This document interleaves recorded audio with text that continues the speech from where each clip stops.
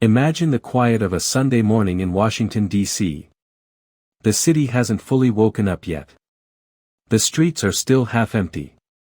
The air carries that faint stillness before the machinery of government begins to grind again. And then, an explosion. Not just a blast. A rupture. A violent tear in the fabric of the Capitol. Concrete splits. Windows collapse inward. A fireball claws into the sky. Smoke rolls down the street like a living thing. When the dust settles, there's a crater where a building used to stand. Standing at the edge of it is John Sampson. He's seen war. He's seen the worst corners of human cruelty. But this? This isn't random violence. It isn't chaos. It's a message. And hundreds of miles away, in the quiet college town of Chapel Hill, North Carolina, there's another kind of explosion. No fire. No smoke. Just silence. The apartment belongs to Damon Cross, the son of Alex Cross. There's no note. No overturned furniture. No sign of struggle. Just absence. And for a man who has built his life on profiling monsters, nothing is more terrifying than the realization that his own child may now be inside one of their stories. Today, we dive deep into Cross and Sampson by James Patterson and Brian Sitz, a thriller that doesn't just test a partnership. It tests a legacy. One of the most powerful structural choices in this novel is the dual narrative. We're not following a single case. We're following two ticking clocks. Sampson's War, Washington, D.C. In D.C., Sampson is thrust into a rapidly escalating investigation. What begins as a bombing quickly spirals into something larger, something coordinated, calculated, and politically explosive. Federal agencies swarm the scene. Jurisdiction becomes a battlefield. The FBI, ATF, Homeland Security. Everyone wants control. But Sampson isn't chasing headlines. He's chasing truth. And what makes this storyline so compelling is how personal it becomes for him. He's not just solving a case. He's standing between the public and panic. Between order and collapse. Every chapter in DC feels tight. Urgent. Patterson's signature short chapters hit like hammer blows, each ending with just enough tension to pull you forward. You don't read this storyline. You survive it. Alex's personal hell, Chapel Hill. Meanwhile, Alex Cross is in a different kind of nightmare. Because when your son disappears, you don't think like a detective. You think like a father. And that shift in perspective is where this book becomes something more than a procedural thriller. Damon Cross isn't just a random victim. He's a psychology student. Intelligent. Analytical. Raised by one of the most famous profilers in the country.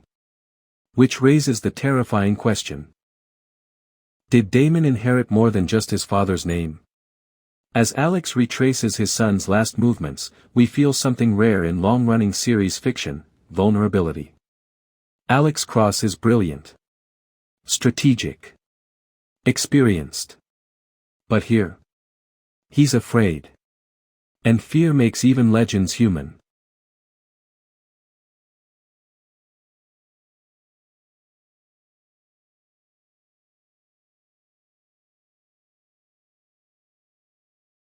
At the heart of the Alex Cross universe has always been one thing. The partnership.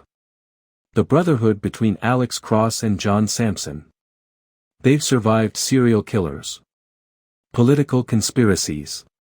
Personal loss. But this time, they're separated. Physically in different cities. Emotionally in different storms. And that separation creates tension. Because when your best friend's son is missing, and your own city is under attack, where do your loyalties lie? This is where the novel quietly explores one of its strongest themes.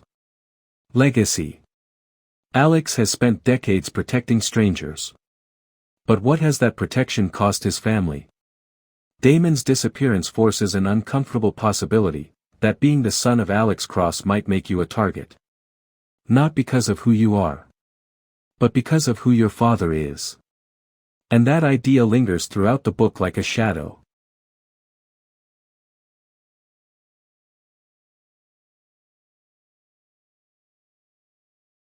Let's talk about the writing. If you've read Patterson before, you know the rhythm. Short chapters. Cliffhanger endings. Rapid perspective shifts. In collaboration with Brian Sitz, the pacing here feels sharpened. There's less filler. More propulsion. Scenes are lean. Dialogue is tight. Action sequences are cinematic without becoming bloated. But what elevates this book isn't just speed. It's control. The dual narrative never feels chaotic. The transitions between DC and Chapel Hill are deliberate, each storyline feeding tension into the other. And slowly, carefully, the threads begin to converge. Not in a loud, obvious way, but in a way that makes you lean forward and think. Oh.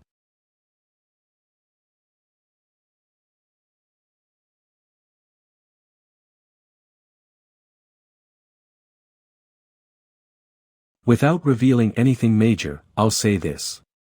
The brilliance of this novel lies in how the two investigations begin to mirror each other. Patterns. Motives.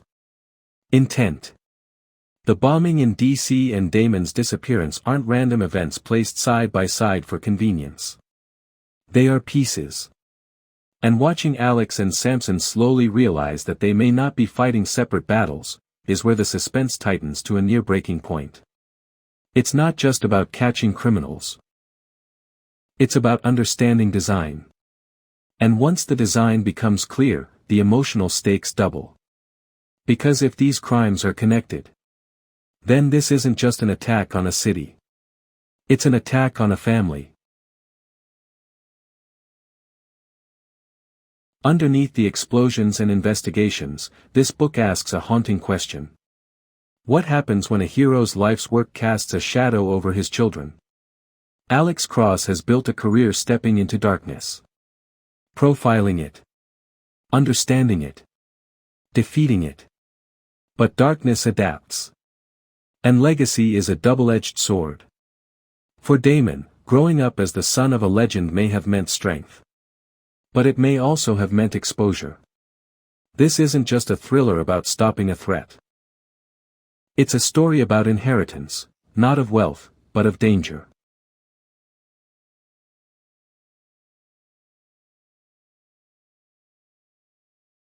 So, is Cross and Sampson worth reading? If you're new to the series, this is an intense entry point, but accessible enough to stand alone. If you're a longtime fan, this might be one of the most emotionally resonant installments in years. The action delivers. The pacing is relentless.